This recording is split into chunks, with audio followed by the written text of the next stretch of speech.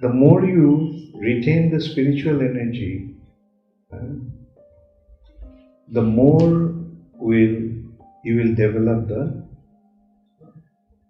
divine qualities.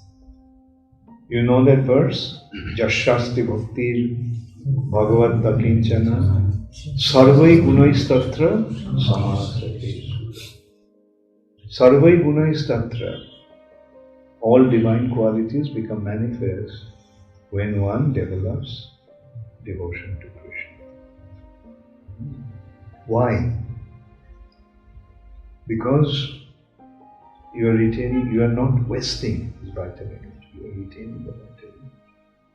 And it is due to that, your intelligence will increase, your will increase, your other such qualities, like the hearts will become rich, simple words.